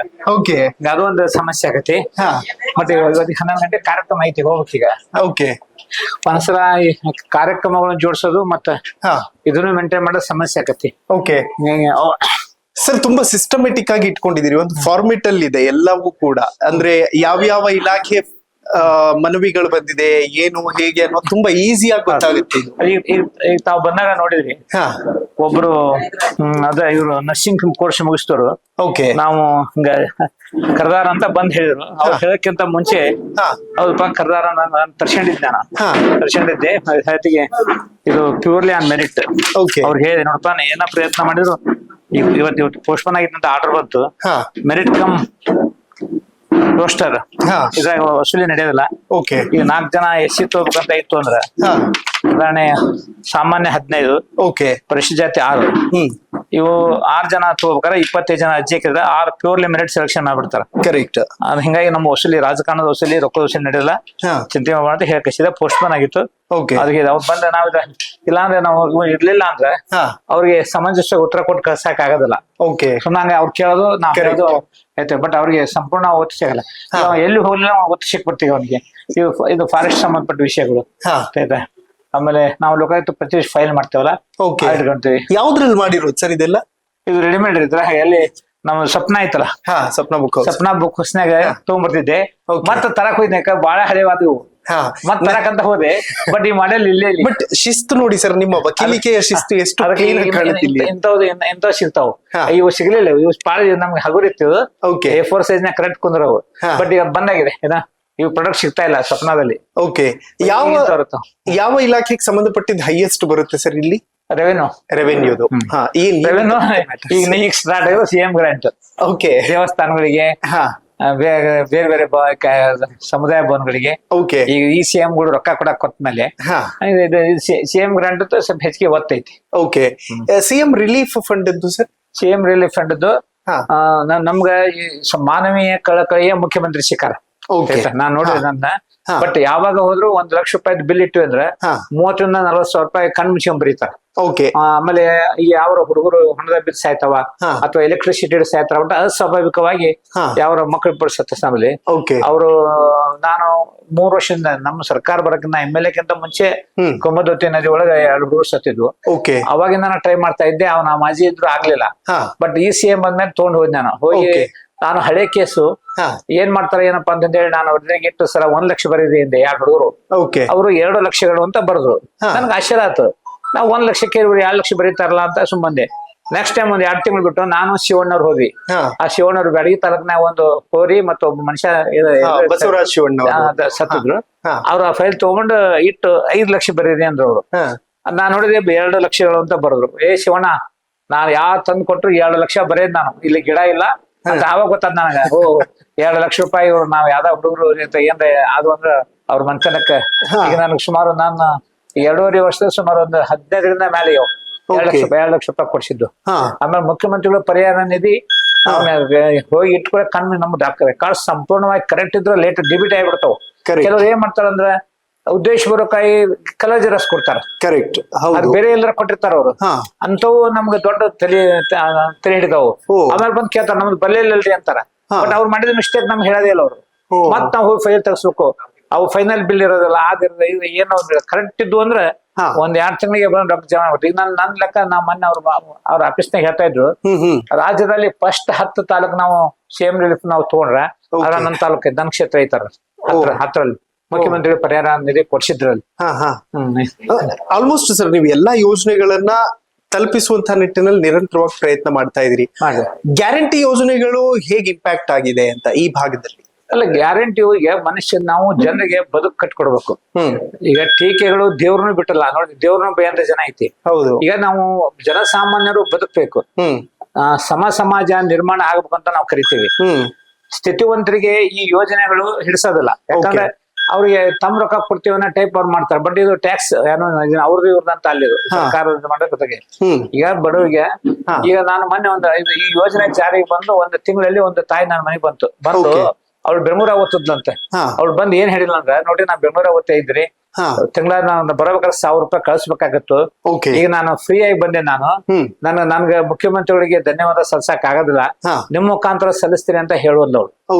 ಇನ್ನೊಂದು ಉದಾಹರಣೆ, ನಾನು ಇಲ್ಲಿ ಕೊಪ್ಪದಕೆರೆ ಅಂತ ಐತಿ, ಅಲ್ಲಿ ಹೆಣ್ಮಗಳು ತೆಂಗಿನಕಾಯಿ ಮಾಡ್ತಾಳ. ಅವ್ಳು ಹೇಳ್ತಾ ಇದ್ಲು, ನಾನ್ ತೆಂಗಿನಕಾಯಿ ಮರಕ್ ಇಲ್ಲಿ ದಿನ ಬಸ್ಸಿಗೆ ನಾನು ರೊಕ್ಕ ಖರ್ಚು ಮಾಡ್ಕೈತ್ರಿ, ನಾ ಫ್ರೀ ಬರ್ತೇನೆ ಅಂದ್ಲು. ಅದ್ರ ಅರ್ಥ ಎಲ್ಲೋ ಒಂದ್ ಕಡೆ ಬಡವರಿಗೆ ಇದು ನೆಮ್ಮದಿ ಆಗಿದೆ. ಕೆಲವ್ರಿಗೆ ಆಗಿರ್ಲಿಕ್ಕಿಲ್ಲ, ಹೋಗ್ತೇನೆ ನಾನು. ಬಟ್ ಜನಸಾಮಾನ್ಯರಿಗೆ ಬಡವರಿಗೆ ಅದು ನೆಮ್ಮದಿ ಬದುಕು. ಪ್ರತಿ ತಿಂಗಳು ಹೆಣ್ಮಕ್ಳಿಗೆ 2,000 ರೂಪಾಯಿ ಬರೋದು ಸುಲಭ ಅಲ್ಲ. ನೀವು ದುಡಿಯಕ್ಕಾಗಲ್ಲ 2,000 ರೂಪಾಯಿನ. ಅವ್ರ ಕಾಲ ಮಕ್ಕಳು ಫೀ ಕಟ್ಟಲಿಕ್ಕಾಗ್ಲಿ ಅಥವಾ ಬೇರೆ ಎಲ್ಲರ ಕಳ್ಸಕ್ಕಾಗ್ಲಿ, ಈ ರೀತಿ ಅವ್ರ ಸಂಸಾರಕ್ಕೆ ಎಲ್ಲೋ ಒಂದ್ ಕಡೆ ಅನುಕೂಲ ಆಗೋದನ್ನ ಇವತ್ತು ನಾವು ಕಂಡಿದ್ದೀವಿ. ಬಂಗಾರಪ್ಪನವರು ಹಿಂದೆ ರೈತರಿಗೆ 10 HP ವಿದ್ಯುತ್ ಫ್ರೀ ಕೊಟ್ರು, ಇವತ್ತು ನೆನೆಸ್ತೀವಿ. ಬಂಗಾರಪ್ಪನವ್ರ ಕಾಲದಲ್ಲಿ ಆಗಿದ್ದು ಅಂತ 17 ಯೂನಿಟ್ ಭಾಗ್ಯ ಜ್ಯೋತಿ ಕೊಟ್ರ ಅವತ್ತಿನ ಕಾಲಕ್ಕೆ. 17 ಯೂನಿಟ್. ಮತ್ತೆ ಇದೊಂದು ಟೈಪ್ ಭಾಗ್ಯ ಜ್ಯೋತಿ. ಹಾ. 200 ಯೂನಿಟ್ ಫ್ರೀ. ಹಾ. ಹಿರೇಕೆರೂರು ಕ್ಷೇತ್ರದಾಗ ಮಲ್ಲಿಕಾರ್ಜುನ್ ಎಷ್ಟು ಪರ್ಸೆಂಟ್ ಇದೆ? 95% ಗ್ಯಾರಂಟಿ ಸಮಿತಿ ಅಧ್ಯಕ್ಷರು ಓಕೆ. ಹಿರೇಕೆರೂರು ತಾಲೂಕದ್ದು. ಓ 95% ಮ್ಯಾಲೆ ಹಾ. ಜನ 200 ಯೂನಿಟ್ ಉಪಯೋಗ ಮಾಡ್ಕೊಂತಾರ. ಓಕೆ. ಆದ್ರೆ ಎಲ್ಲೋ ಒಂದ್ ಕಡೆ ಜನರ ಬದುಕಿಗೆ ಪ್ರತಿ ತಿಂಗಳು 4,000 ರಿಂದ 5,000 ರೂಪಾಯಿ ಕೊಡುವಂತ ಕೆಲಸ ಹಾ. ಇವತ್ತು ಸಿದ್ದರಾಮಯ್ಯ ಸರ್ಕಾರ ಇವತ್ತು ಮಾಡಿದೆ. ಓಕೆ. ಅಂದ್ರೆ ಅದು ಬೇರೆಯವ್ರಿಗೆ ಯಾಕೆ ಮಾಡಕ್ ಆಗ್ಲಿಲ್ಲ? ಈ ಪ್ರಶ್ನೆ ಟೀಕಾ ಮಾಡ್ತಾರ ಬಿಡಿ. ಈಗ ಕರೆಕ್ಟ್. ಈಗ ನರೇಂದ್ರ ಮೋದಿ 11 ವರ್ಷ ರಾಜ್ಯದಲ್ಲಿ ಬಿಜೆಪಿ ಒಡ್ಡಿನ ಟೀಕಾ ಮಾಡಿದ್ರು. ನಾವು ಪಟ್ಟ ಕೊಡಬೇಕಾದ್ರೆ ಸಾಧನೆ ಸಮಾವೇಶ ಯಾಕೆ ಮಾಡ್ತೀರಿ ನೀವು? ಶೂನ್ಯ ಸಮಾವೇಶ ಅಂತ ಕರೀತಾರ. ಅಲ್ಲಿ ನಮ್ ಸಾಧನೆ ಸಮಾವೇಶ ಬಿಡ್ರಿ, ನಮ್ ಸುದ್ದಿ ಬಿಡ್ರಿ. ನೀವು ನಿಮ್ ಸಾಧನೆ ಹೇಳಿರಲ್ಲ. ನೀವು 11 ವರ್ಷ ಮೋದಿ ಅವರು ದೇಶ ಆಳಕತ್ತಾರ. ನೀವ್ ಯಾವ ಸಾಧನೆ, ನೀವು ಒಂದ್ ಸಾಧನಾ ಸಮಾವೇಶ ಮಾಡ್ರಿ. ನೀವು ಕಾಂಗ್ರೆಸ್ ಸಮಾವೇಶದ ಬಗ್ಗೆ ಚಿಂತೆ ಮಾಡಕ್ ಹೋಗ್ಬೇಡ್ರಿ ನೀವು. ನಿಮ್ದು 11 ವರ್ಷದ, ಈಗ 2.5 ವರ್ಷ ಆಯ್ತು ಸಿದ್ದರಾಮಯ್ಯ ಸರ್ಕಾರ ಬಂದು. 11 ವರ್ಷದಿಂದ ಮಾಡಿ ನಾವು ಜನರ ಬದುಕಿಗೆ ಇಂದ 15 ಲಕ್ಷ ರೂಪಾಯಿ ಕೊಡ್ತೀವಿ ಅಂದಿದ್ರು. ಕೊಟ್ಟೇವಿ ಅಂತ ಹೇಳಿ ಸಾಧನೆ ಸಮಾವೇಶ ಮಾಡ್ರಿ ನೀವು. ಟೀಕಾ ಮಾಡೋದು ದೊಡ್ಡ ಸುಲಭ, ಬಟ್ ಕೊಡಗಲ್ಲ. ಯಾಕೆ 15 ಲಕ್ಷ ಕೊಡ್ತೀವಿ ಎಂದಿರ್ಲಿಲ್ಲ ಸರ್. ಅಂದ್ರೆ 15 ಲಕ್ಷ ಒಬ್ಬೊಬ್ಬರ ಅಕೌಂಟಿಗೆ ತಲುಪುವಷ್ಟು ಬ್ಲಾಕ್ ಮನಿ ಇದೆ ಅಂತ. ಆಯ್ತು, ಇದು ಬ್ಲಾಕ್ ಮನಿನ ತರ್ತೀನಿ. ಆ ಬ್ಲಾಕ್ ಮನಿನ ನೆಲ್ಲ ಹೊರಗೆ ತಂದು ಅದನ್ನ ನಿಮ್ಗೆ ಹಂಚ್ತೇನೆ ಅಂತ ಹೇಳ ಅರ್ಥದಾಗ ಹೇಳ್ತಾರೆ. ಏನಾಗ ಹೆಂಗ್ ಟ್ವಿಸ್ಟ್ ಮಾಡೋದಂದ್ರೆ ಹೇಳಂತ ಅವಶ್ಯಕತೆ ಇದ್ದಿಲ್ಲ. ಕರೆಕ್ಟ್. ಜನರ ಮನಸ್ಸಿನಾಗ ಅದ್ರ ಭಾವನೆಗಳನ್ನ ಹೊಡ್ಸಂತ ಅವಶ್ಯಕತೆ ಇದ್ದೇ ಇಲ್ಲ. ಸುಮ್ಗೆ ಇದ್ರ ಮುಗಿದೋಗಿತ್ತು. ನೀನ್ ಜನ ಬಂದ್ ನಮ್ಗೆ 15 ಲಕ್ಷ ಕೊಡು ಅಂತ ಕೇಳಿದ್ರ ಇಲ್ಲ. ಎಲ್ಲೋ ಒಂದ್ ಕಡೆ ಆಸೆ ಹಚ್ತಂಗ ಆತಲ್ಲ, ಅದಿಲ್ ಬಿಡ್ರಿ. ಈಗ ಕರ್ನಾಟಕ ಸರ್ಕಾರ ಹಿಂದೆ ಯಾರು ಮಾಡದಂತ ಕೆಲಸಗಳನ್ನ ಮಾಡೈತಿ. ಯಾಕೆ ಮಾಡಕ್ ಸಾಧ್ಯ ಆಯ್ತು ಸಿದ್ದರಾಮಯ್ಯ? ಈಗ ನಾವು ಜನರ ಜೊತೆ ಇರ್ತೀವಿ, ಇಮಿಡಿಯೇಟ್ ಜನರ ಸಮಸ್ಯೆ ಆಗ್ತಕತ್ ನನಗ. ಅವ್ರ ನೋವು ಗೊತ್ತಾಗತಿ, ಅದು ನಾನು ಎತ್ತಾಗ ರೈಸ್ ಮಾಡಕ್ ಅನುಕೂಲ ಆಗತಿ. ನನಗ ಅವ್ರ ಸಮಸ್ಯೆ ಅರ್ಥ ಆಗದ ಇದ್ರ ನಾ ಇವ್ರ ಪರಿಹಾರ ಕೊಡಕ್ ಹೆಂಗ್ ಸಾಧ್ಯ ಐತಿ? ಒಬ್ಬ ಮುಖ್ಯಮಂತ್ರಿ ಅನ್ನಭಾಗ್ಯ ಯೋಜನೆ ತಂದ್ರು. ಮೈಸೂರು ಭಾಗದಲ್ಲಿ ಅದು ಬೇರೆ ಬೇರೆ ಭಾಗದಲ್ಲಿ ಜನ ಹಸಿವಿನಿಂದ ಒಂದು ಕುಟುಂಬಕ್ಕೆ ನೆಮ್ಮದಿ ಸಿಗಂತ ತಂದ್ರು. ಅಂದ್ರೆ ಬಡವ್ರ ಬದುಕಿಗೆ ಅದು ಯಾವ ಬಡವ್ರ ಜೊತೆ ಇರ್ತಾನ ಅವನಿಗೆ ಗೊತ್ತಾಗತ್ತದ ಅನ್ನಭಾಗ್ಯ. ನಾನು ಬಂಗಾರ ಚಮಚಿ ಇಟ್ಕೊಂಡು ಹುಟ್ಟಿದ್ದೆ ಅಂದ್ರ ಹಸಿವಿಂದ ನನಗೆ ಗೊತ್ತಾಗತ್ತೆ, ಗೊತ್ತಾಗದಿಲ್ಲ ನನಗೆ. ಯಾವ ಮನುಷ್ಯ, ಯಾವ ನಾಯಕ ಜನರ ಜೊತೆ ಬೆಳೆದು ಬಂದಿರ್ತಾನ, ಜನಸಾಮಾನ್ಯರ ಬದುಕಿನ ಜೊತೆ ಕೂಡಿರ್ತಾನ, ಅವರ ಬದುಕು ನೋಡಿರ್ತಾನ, ಅಂತವರಿಗೆ ಯೋಜನೆ ತರ್ಲಿಕ್ಕೆ ಸಾಧ್ಯತೆ ಮಾಡಕ್ ಸಾಧ್ಯನೇ ಇಲ್ಲ. ಹೌದು. ಇನ್ನೊಂದು ತಾವ್ ಯಾಕೆ ಮಾಡಿಲ್ಲ ಅಂತ ಹೇಳೋದಿಲ್ಲ, ಬರೀ ಈಗ ಟೀಕಾ ಮಾಡೋದು. ಸಮಾವೇಶಕ್ಕೆ ಹೆಣ್ಮಕ್ಳು ಕರ್ಕೊಂಡು ಹೋದ್ರು. ಮತ್ ಪಟ್ಟ ಏನ ಹೆಣ್ಮಕ್ಳು ಕೊಡಲಿಲ್ಲ, ಇವ್ರ ಮನೇಲಿ ಕೊಡೋಣ. ಬಿಜೆಪಿ ಕರ್ದು ಪಟ್ಟ ಕೊಡ್ಬೇಕ ನಾವು. ಯಾರು ಮನೆ ಬಡವ್ರ ಮನೆ ವಾಸಿಗ್ಯಾರ ಆ ಮನೆ ಹೆಣ್ಮಕ್ಳು ಕರ್ಕೊಂಡು ಇವ್ರು ಪಟ್ಟ ಕೊಡ್ತೀವಿ ನಾವು. ಅಲ್ಲ ಅಂದ್ರೆ ಟೀಕಾ ಮಾಡಕ ಇವ್ರ ಏನ್ ಇದನ್ನ ಇಲ್ಲ, ಏನೋ ಅರ್ಥನೇ ಇಲ್ಲ, ಏನೋ ಸಹನೆ, ಅದ್ರ ಅರ್ಥ ಸಹನೆ ಇಲ್ಲ ಅಂತ. Okay done. ವೆಲ್ ಸರ್, ಹಿಂದೆ ರಾಯರ್ ಫೋಟೋ ಇದೆ. ದೇವ್ರನ್ನ ತುಂಬಾ ನಂಬ್ತೀರಿ ಅನ್ಸುತ್ತೆ. ದೇವ್ರು ನಂಬಲಿಲ್ಲ ಅಂದ್ರೆ ಜಗತ್ತೇ ಇಲ್ಲ. ನಮ್ಮಲ್ಲಿ ಮಠಗಳಿದಾವ, ಮಂದಿರಗಳಿದಾವ. ನಾವು ಪ್ರತಿ ಸಂದರ್ಭದಲ್ಲಿ ನಾವ್ ಹೇಳೋದು ನಮ್ದು 2 ಕಣ್ಣು, 1 ಮಠ, 1 ಮಂದಿರ. ಇವ್ 2 ಇರೋದ್ರಿಂದಲೇ ನಮ್ಮ ಶಾಂತಿ, ನೆಮ್ಮದಿ. ಈಗ ನೀವು ನಿಮ್ಗೆ ಏನಾದ್ರು ಖುಷಿ ಆದ್ರ ಮದ್ವೆ ಆತಂದ್ಕೂಡ ದೇವಸ್ಥಾನಕ್ಕೆ ಹೋಗಿರೇ ಇಲ್ಲ? ಖಂಡಿತ. ಖುಷಿ ಆದಾಗೂ ದೇವಸ್ಥಾನಕ್ಕೆ ಹೋಗ್ತೀವಿ, ದುಃಖ ಆದಾಗೂ ಸಹ ದೇವ್ರ ಹೋಗಿ ಬೆಳಕಿರ್ತೀವಿ, ಮಠಗಳಿಗೆ ಹೋಗಿ ಗುರುಗಳನ್ನ ಭೇಟಿ ಆಗ್ತೀವಿ. ಬಟ್ ಇವು ಎರಡು ನಮ್ಮ ಸಾಮಾಜಿಕ ಜೀವನದಲ್ಲಿ ಇವತ್ತು ಬೆಳೆದು ಬಂದಿರೋ ಸಂದರ್ಭದಲ್ಲಿ ಅವ್ ನಾವ್ ಬಿಟ್ಟಿರ್ತೇವೆ ಅಂತ ಹೇಳಕ್ ಆಗದೇ ಇಲ್ಲ. ನಾವು ಅನೇಕ ಗುರುಗಳನ್ನ ಕಸಿದ್ವಿ, ಪ್ರವಚನಗಳನ್ನ ಮಾಡಿಸಿದ್ವಿ. ಅಂದ್ರೆ ಸಮಾಜದ ಸುಧಾರಣೆಗಾಗಿ ಗುರುಗಳು ತಮ್ಮ ಸಂಸಾರಿಕ ಜೀವನ ತ್ಯಾಗ ಮಾಡಿರ್ತಾರ. ಅಂತವ್ರ ಸಲಹೆ ಅಂತವ್ರು ಮಾಡಿದಾಗ ಅವ್ರದ್ದು ಸೇವೆ ನಾವು ಉಪಯೋಗ ತಗೋಬೇಕಲ್ಲ. ಪ್ರವಚನಗಳು ಕೇಳ್ತೀವಿ. ನಿನ್ನ ರಾತ್ರಿ 11ಕ್ಕೆ ಬಂದೆ ನಾನು. ತಿಂಗಳು 1 ವೇಳೆ ನೋಡಿ ಎಷ್ಟು ಧಾರ್ಮಿಕ ಭಾವನೆ ಅಂದ್ರೆ 11 ಗಂಟೆಗೆ ಇಡೀ ಊರ್ ಹೆಣ್ಮಕ್ಳು ಕುತ್ಕೊಂಡಾರ ರಾತ್ರಿ ಪ್ರವಚನ ಕೇಳಿಕ್ಕೆ. ಕಲಬುರಗಿ ಶರಣ ಬಸವೇಶ್ವರ ಪ್ರವಚನ. ಇಷ್ಟ ನಾವು ಧಾರ್ಮಿಕ ನಾವ್ ಇದ್ದ ಸಂದರ್ಭದಲ್ಲಿ ನಾವು ದೇವ್ರನ್ನ ನಂಬಬೇಕು, ಮಠಗಳನ್ನ ನಂಬಬೇಕು. ನಾನು ಮುಖ್ಯಮಂತ್ರಿಗಳು ಪರಿಹಾರ ಇದು ಸಿಎಂ ಗ್ರಾಂಟ್ ಕೊಟ್ರಲ್ಲ ಅವರು. ಮೊದಲೇ ವರ್ಷ 25 ಕೋಟಿ ಕೊಟ್ರು, ಹೋದ ವರ್ಷ 50 ಕೋಟಿ ಕೊಟ್ರು. ಆ 25 ಕೋಟಿಯಲ್ಲಿ 12.5 ಕೋಟಿ ರೂಪಾಯಿ ಕೊಟ್ಟಿದ್ದೆ ನಾನು ಮುಜರಾಯಿಗೆ. ಈ ಸಲ 50ರಲ್ಲಿ 10 ಕೋಟಿ, ಒಟ್ಟು 22.5 ಕೋಟಿ ರೂಪಾಯಿಗಳನ್ನ ಮುಜರಾಯಿ ದೇವಸ್ಥಾನಕ್ಕ 238 ದೇವಸ್ಥಾನಕ್ಕೆ ನಾನು ಅನುದಾನ ಕೊಟ್ಟೇನೆ. ಹೈಯೆಸ್ಟ್ ಮುಜರಾಯಿ ಹಣ ಕೊಟ್ಟಿದ್ದು. ಇವನ್ ಅಲ್ಪಸಂಖ್ಯಾತರ ಶಾದಿ ಮಾಲ್, ಅಲ್ಪಸಂಖ್ಯಾತರದ್ದು ಸ್ಮಶಾನದ ಇದಕ್ಕೂ ಅದಕ್ಕೂ ಸಹ ಸುಮಾರು 13 ಕೋಟಿ ರೂಪಾಯಿ ಕೊಟ್ಟೇನೆ. ನಾನು ಬಿಜೆಪಿಯಿಂದ ಕಾಂಗ್ರೆಸ್ ಬಂದವ. ಇವತ್ತಿನವರೆಗೂ ಕಾಂಗ್ರೆಸ್ ಪರವಾಗಿದ್ದು ಅಥವಾ ಬಿಜೆಪಿ ವಿರುದ್ಧದ MLA ಗಳು ಆದರು 10 ಲಕ್ಷ ರೂಪಾಯಿನೂ ಕೊಟ್ಟದಿಲ್ಲ ಅವ್ರಿಗೆ, ಬರೀ ಹೋಟ್ ತಗೊಂಡಿದ್ರು. ಬಟ್ ಹೋಟ್ ಹಾಕಿದ್ಮೇಲೆ ಫಸ್ಟ್ ಟೈಮ್ ಅವ್ರಿಗೆ ಅನುದಾನ ಕೊಟ್ಟದ್ದು ನಾನು ಅವ್ರಿಗೆ 12 ಕೋಟಿ ರೂಪಾಯಿ ಇದಕ್ಕೆ ಗೀತೆ ಅಸ್ತಿಗೆ ಹೊಂಟೇನಿಗೆ. ನಿಂಗರ ಕುಪ್ತರ ಕಾಯಕತ್ತ ಶಾದಿ ಮಾಲು ಅಡಿಗಲ್ಲು ಇವತ್ತು 3 ಹತ್ರ ಶಾದಿ ಮಾಲ್ ಅಡಿಗಲ್ಲ ನಾವು. ಲಿಂಗೇರ ಕೊಪ್ಪ, ಅಂಗರಗಟ್ಟಿ, ನಾಗವಂದ, ಅಣಜಿಯಲ್ಲಿ ಒಂದು ಸ್ಕೂಲ್ ಬಿಲ್ಡಿಂಗು, ಒಂದು ಅಂಬೇಡ್ಕರ್ ಭವನ ಅಡಿಗಲ್ಲ ನಾವು. ನಾನು ಸುರ್ಜಿವಾಲ ಅವರು ಬಂದ ಬೆಂಗಳೂರಾಗ ಕೇರು ನಿಮ್ಗೆ ಏನ್ ಆಗ್ಬೇಕು ಅಂತ ಕೇರು. ನನಗ 2 ತಾರೀಕಿಗೆ 8 ಸ್ಕೂಲ್ ಬಿಲ್ಡಿಂಗ್ ಕೊಡ್ರಿ ಅಂತ ಕೇಳಿದೆ. ಆಗ ಜಯರಾಮ್ ರಮೇಶ್ ಕೊಟ್ಟು ರಾಜ್ಯಸಭಾ 8 ಬಿಲ್ಡಿಂಗ್ ಕೊಡ್ಸಿದ್ರು. 8 ಸ್ಕೂಲ್ ಬಿಲ್ಡಿಂಗ್ ನಾವು ಜಯರಾಮ್ ರಮೇಶ್ ಹೆಸರಿಗೆ ಕಟ್ಟಿಸ್ತಾ ಇದೀವಿ. ಅದು ಒಂದು ಉದ್ಘಾಟನೆ ಆಯ್ತು. ಅನುದಾನಕ್ಕೆ ಯಾವುದೇ ರೀತಿಯಿಂದ ಕೊರತಿಲ್ಲ. ನಾವೇನ್ ಬೇಕಾದ್ರೆ ಇಮಿಡಿಯೇಟ್ ಕೊಡ್ತಾರ ಅದನ್ನ ನಾವು ಮಾಡ್ಸಿ ಅಂತ ಹೇಳ್ತೇವೆ. ರೋಡ್ ಇರ್ಲಿ, ನೀರಾವರಿಗೆ 50 ಕೋಟಿ ಏನು ಇವತ್ತು ಮಗಮಾಸೂರು ಅಭಿವೃದ್ಧಿ ಹಿಂದೆ ಯಾರಿಗೂ ಮಾಡಕ್ಕಾಗಿದ್ದಿಲ್ಲ. ಡಿ ಕೆ ಶಿವಕುಮಾರ್ ಅವರು ಅವ್ರು ಪ್ರತಿಯೊಂದು ಕ್ಷೇತ್ರಕ್ಕೂ 50 ಕೋಟಿ ರೂಪಾಯಿ ಕೊಡ್ತಾನ. ನಾ ಎದ್ದು ಹೇಳ್ಬಿಟ್ಟೆ, ಸರ ನನಗೆ 52 ಕೋಟಿ ರೂಪಾಯಿ ಒಂದು ಮಗಮಾಸೂರ ಆಧುನೀಕರಣದ ಐತಿ ಅಂತ ಹೇಳಿ 1 ಸೆಕೆಂಡ್ ಮುಗಿಸಿ ಬಂಗಾರ ಹೆಂಗ ಕೇಳಿದ್ರು 50 ಕೋಟಿ ಕೆಲಸ ಕರೆಕ್ಟ್ ಹೆಂಗ್ ಕೇಳ್ಕೊಂತ ಹೋಗ್ರಿ ಅಂತ ನಂದ ಉದಾಹರಣೆ ಕೊಟ್ಟು ಹೇಳಿದ್ರು D K Shivakumar. Okay good. Okay ವೀಕ್ಷಕರೇ, ಇದು ಅವರ ಕಾರ್ಯಾಲಯ. ಸೊ ಈ ಕಡೆ ನೀವು ನೋಡಬಹುದು, ಜನ ಎಲ್ಲ ಕೂತಿರ್ತಾರೆ. ಪ್ರತಿನಿತ್ಯವೂ ಕೂಡ ಇಲ್ಲೇ ಜನರನ್ನ ಭೇಟಿ ಮಾಡುವಂತಹ ಪ್ರಕ್ರಿಯೆ ನಡೀತಾ ಇರುತ್ತೆ. ಇದು ಕರ್ನಾಟಕ ವಿಧಾನಸೌಧ ವಜ್ರ ಮಹೋತ್ಸವ ಸಂದರ್ಭದಲ್ಲಿ ಮಾಜಿ ರಾಷ್ಟ್ರಪತಿ ರಾಮನಾಥ್ ಕೋವಿಂದ್ ಅವರು ಬಂದಿದ್ರು, ಮತ್ತೆ ವಜುಭಾಯಿ ವಾಲಾ ಅವರು ಮಾಜಿ ರಾಜ್ಯಪಾಲರು ಎಲ್ಲ ಗಾಂಧಿ ಪ್ರತಿಮೆಯ ಎದುರು ತೆಗೆಸ್ಕೊಂಡಿರುವಂತಹ ಫೋಟೋ. ಇಲ್ಲಿ ಯು ವಿ ಬಣಕಾರ್ ಸರ್ ಇಲ್ಲಿದ್ದಾರೆ, ಈಶ್ವರಪ್ಪ ಅವರೆಲ್ಲ ಇದ್ರು ಆ ಟೈಮಲ್ಲಿ. ಇವರೆಲ್ಲ ಇಲ್ಲದೆ ಇರೋದಕ್ಕೆ ಸದನ ಸಪ್ಪೆ ಅಂತ ಅನಿಸ್ತದೆ ಸರ್ ನನಗೆ. ಸ್ಪೆಷಲಿ ಈಶ್ವರಪ್ಪ ಅವರು ಮತ್ತೆ ಯಡಿಯೂರಪ್ಪ ಅವರು ಹಿಂಗ್ ಮಂಡಿಸ್ತಾ ಇದ್ರು ಸರ್ ವಿರೋಧ ಪಕ್ಷ ನಾಯಕರುಗಳು ವಿಚಾರಗಳನ್ನ. ಇವತ್ತು ಏನಂತ ಬ್ಯೂಟಿ ಕಾಣಲ್ಲಪ್ಪ, ವಿಚಾರಗಳಿಲ್ಲ ಅನ್ಸುತ್ತೆ ವಿರೋಧ ಪಕ್ಷಕ್ಕೆ ಈಗ ಟೀಕೆ ಮಾಡೋದಕ್ಕೆ. ಇದು ತಂದೆ ತಾಯಿ ಅವ್ರದ್ದು ಫೋಟೋ ಅಲ್ಲ ಸರ್? ಓಕೆ. ಮತ್ತೊಂದು ಕಡೆ ನೀವು ಇಲ್ಲೂ ಕೂಡ ಗಮನಿಸಬಹುದು, ಸಾಕಷ್ಟು ಫೋಟೋಗಳು, ನೆನಪಿನ ಕಾಣಿಕೆಗಳೆಲ್ಲವೂ ಕೂಡ ಇದೆ. ಆಮೇಲೆ ಇದು ಸರ್ ವಾಸ ಮಾಡುವಂತಹ ಜಾಗ. ತುಂಬಾ ಅಚ್ಚುಕಟ್ಟಾಗಿ ಮಾಡ್ಕೊಂಡಿದ್ದಾರೆ. ಜೋಕಾಲಿ ಇದೆ ಮತ್ತು ಬುದ್ಧನ ವಿಗ್ರಹ ಇದೆ. ಸರಸ್ವತಿಯ ಒಂದು ವಿಗ್ರಹ ಇರುವಂತದನ್ನ ನಾವು ಗಮನಿಸಬಹುದು. ಯಾರು ಡಿಸೈನ್ ಮಾಡಿದ್ದು ಸರ್? ದುರ್ಗಾದೇವಿ. ದುರ್ಗಾದೇವಿ ಹಿಂದೆ ಇದೆ. ಓಕೆ, ಯಾರ್ದು ಸರ್ ಪ್ಲಾನ್ ಇದೆಲ್ಲವೂ ಕೂಡ? ಈ ಆರ್ಕಿಟೆಕ್ಚರ್ ಹೀಗೆ ಇರಬೇಕು ಇದು ಮನೆ ಮೇಲೆ ಕಟ್ಟೋದು. ಇದು ಅಗ್ದಿ ದೊಡ್ಡ ಪ್ಲಾನ್ ಏನ್ ಬೇಕಾಗಿದ್ದಿಲ್ಲ. ಓಕೆ, ನಾವ ಅವ್ರಿಗೆ ಈ ರೀತಿ ಆದ್ರ ಅನುಕೂಲ ಅಂತ ಹೇಳಿ ದೊಡ್ಡ ಹಾಲ್ ಇರ್ಲಿ, ಮತ್ತೆ ಇದು ರೂಮು, ಮತ್ತೆ ಈಗ ನಮ್ಗೆ ಇದು ಯಾರಾದ್ರೂ ಬಂದ್ರೆ ಮೀಟಿಂಗ್ ಎಲ್ಲ ಮಾಡೋದು ಅದು ಫುಲ್ ಆಗಿರ್ತತಿ. ಫುಲ್ ಆದಾಗ ಯಾರ ಹೊರಗಿನವ್ರ ಹರಿಕರ್ ತಾಲೂಕ್ ಬಿಟ್ಟು ಹೊರಗಿನವ್ರು ಯಾರು ಬಂದ್ರಲ್ಲ ಕುಂತಿದ್ರೆ ಬಂದ್ ಕುಂತಿರ್ತಾರ. ಅವ್ನು ಇದೇ ಬುಕ್ ಅಲ್ಲ ಸರ್ ಬಿಜಿ ಬಣಕಾರ್ ಸಾಹೇಬ್ರದ್ದು ನಾವು ಕೆಳಗಡೆ ನೋಡ್ತಾ ಇದ್ವಲ್ಲ, ಅಂದ್ರೆ ಇದ್ರಲ್ಲಿ ಫುಲ್ ಅವ್ರು ಮಾಡಿರುವಂತಹ ಕೆಲಸಗಳು, ಯೋಜನೆಗಳು ಎಲ್ಲವೂ ಕೂಡ ಕವರ್ ಆಗಿದೆ ಅನ್ಸುತ್ತಲ್ಲ ಸರ್? ನಂಜುಂಡಪ್ಪ ವರದಿ ಐತಲ್ಲ? ಹೌದು. ಇಲ್ಲಿ ಸೂಟ್ ಹಾಕೊಂಡಿದಾರಲ್ಲ ಇವರು ನಂಜುಂಡಪ್ಪ ಅವರು. ನಂಜುಂಡಪ್ಪ ವರದಿ ಅಂತೆಲ್ಲ ನಾವು ಓದ್ತಾ ಇರ್ತೀವಲ್ಲ, ಸೊ ಇದು ನಂಜುಂಡಪ್ಪ ಅವ್ರ ಜೊತೆ ಯೋಜನಾ ಕಾರ್ಯದರ್ಶಿ ಆಗಿದ್ರು ಅನ್ಸುತ್ತೆ ಆ ಟೈಮಲ್ಲಿ. ರಾಜ್ಯಸಭಾ ಉಪಾಧ್ಯಕ್ಷರು ಪ್ರತಿಭಾ ಪಾಟೀಲ್, ಬೊಮ್ಮಾಯಿ, SR ಬೊಮ್ಮಾಯಿ ಅವರು. ಈ ಕಡೆ ನೀವು ಗಮನಿಸಬಹುದು ಯಡಿಯೂರಪ್ಪ ಅವರು ಮತ್ತು ಬಿಜಿ ಬಣಕಾರ್ ಸಾಹೇಬ್ರು. ಓಕೆ, ಇದೆಲ್ಲವೂ ಕೂಡ ಅಂದ್ರೆ ಈ ಪುಸ್ತಕದಲ್ಲಿರುವಂತಹ ಫೋಟೋಗಳು ಇದೆಲ್ಲವೂ ಕೂಡ. ಆಮೇಲೆ ರಾಜೀವ್ ಗಾಂಧಿ ಅವರು ಪ್ರಧಾನಿ ಆಗಿದ್ದಂತಹ ಸಂದರ್ಭದಲ್ಲಿ ಮತ್ತೆ SM ಕೃಷ್ಣ ಅವ್ರ ಜೊತೆ ಇರುವಂತಹ ಫೋಟೋ ಇದೆ. ಹಾಗೆ ನ್ಯಾಯಮೂರ್ತಿ. ಓಕೆ, ಅದೇ ರಾಜೀವ್ ಗಾಂಧಿ. ಇದು ಸ್ಪೀಕರ್ ಆಗಿದ್ದಂತ ಟೈಮ್ ಅಲ್ಲಿ ತೆಗ್ಸಿರುವಂತಹ ಫೋಟೋ. ಧರ್ಮ್ ಸಿಂಗ್ ಇಲ್ಲಿದಾರಲ್ಲ sir, Dharam Singh okay, Rajiv Gandhi. Okay, ಇವತ್ತು ಇವರು ಬಸವರಾಜ ಹೊರಟ್ಟಿ ಅವರು ಹಂಗೆ ಹ್ಯಾಂಡಲ್ ಮಾಡ್ತಾರಲ್ಲ ಸರ್, ಸೇಮ್ ನಮ್ಮ ಈ ಭಾಗದ ಧಾಟಿ ಚೆನ್ನಾಗಿದೆ ಅಂತ. ಇದು ಮಲ್ಲಿಕಾರ್ಜುನ್ ಖರ್ಗೆ ಅವರ ಸರ್? ಓಕೆ, ಇದು ತುಂಬಾ ಹಿಂದಿನ ಫೋಟೋ ಅಂತ ಅನ್ನಿಸ್ತದೆ.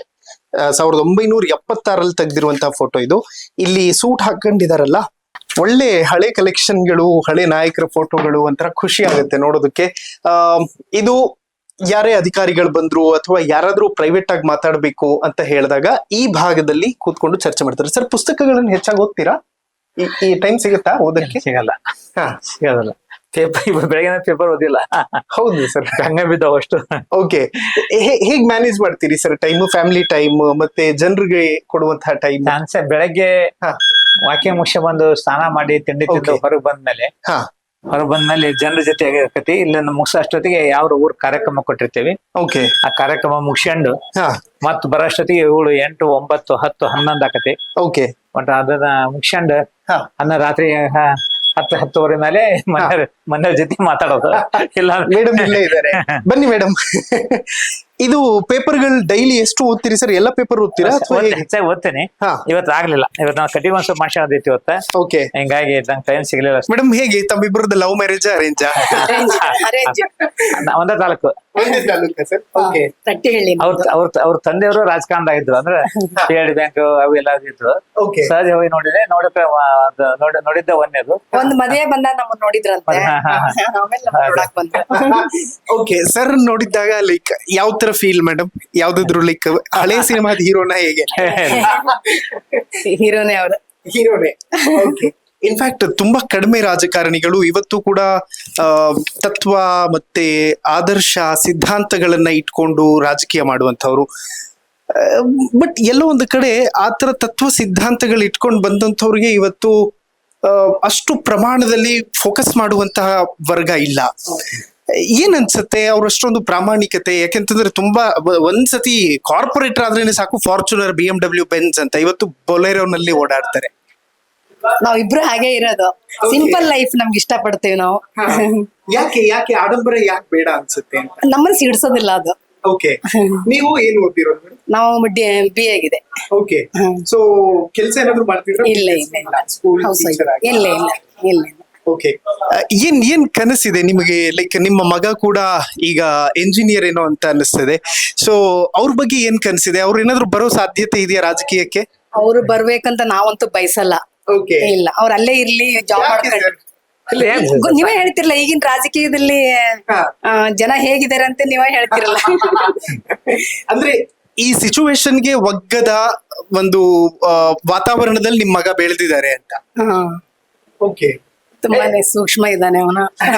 ಬಟ್ ಜನಗಳು ಒಂದು ಪರ್ಟಿಕ್ಯುಲರ್ ಕುಟುಂಬದ ಮೇಲೆ ಗೌರವ ಇಟ್ಟಿರ್ತಾರೆ, ಅಭಿಮಾನ ಇಟ್ಟಿರ್ತಾರೆ, ಅವರೇ ನಮ್ಮನ್ನ ಲೀಡ್ ಮಾಡ್ಬೇಕು ಅನ್ನುವಂಥದ್ದನ್ನ ಅಪೇಕ್ಷೆ ಕೂಡ ಇಟ್ಕೊಂಡಿರ್ತಾರೆ. ಇಲ್ಲ ಅಂತಿರ್ತಿದ್ರೆ UB ಬಣಕಾರ್ ಸರ್ ಅನ್ನ ಗೆಲ್ಲಿಸ್ತಾ ಇರ್ಲಿಲ್ಲ ಜನ. ಅವ್ರ ತಂದೆಯವ್ರನ್ನು ಗೆಲ್ಸಿದ್ದಾರೆ, ಅವ್ರನ್ನು ಗೆಲ್ಸಿದ್ದಾರೆ, ಮತ್ತೆ ಅವ್ರ ಮಗನು ಬರ್ಲಿ ಅನ್ನುವಂತ ಅಪೇಕ್ಷೆ ಬಹಳಷ್ಟು ಜನರಿಗೆ ಇರುತ್ತೆ. ಅಪೇಕ್ಷೆ ಪಟ್ರೆ ಬರ್ಲಿ. ನಮ್ಗೆ ಆಸಕ್ತಿ ಇದೆಯಾ? ಅವ್ರೇನು ಅಂತದೇನು ತೋರ್ಸ್ಕೊಟ್ಟಿಲ್ಲ, ತೋರ್ಸ್ಕೊಟ್ಟಿಲ್ಲ. ಓಕೆ. ಸೊ ಟೈಮ್ ಸಿಕ್ಕಾಗೆಲ್ಲ ಈ ಕಡೆ ಬರುವಂತದ್ದಾಗ್ಲಿ ಅಥವಾ ಮಂತ್ಲಿ ಬರ್ತಾರೆ. ಓಕೆ. ಜನಗಳನ್ನ ಭೇಟಿ ಆಗೋದು ಆ ತರದ್ದು? ಇಲ್ಲ. ತುಂಬಾ ಪ್ರೈವೇಟ್ ಲೈಫ್. ನೋಡ್ರಿ, ಒಂದು ರಜೆ ಹಾಕಲ್ಲ. ರೀಸನ್? ಅಲ್ಲ, ಕೆಲಸ ಆಫೀಸ್ ಬಿಡಲ್ಲ, ಒಂದ್ ದಿವಸನೂ ರಜೆ ಹಾಕಲ್ಲ.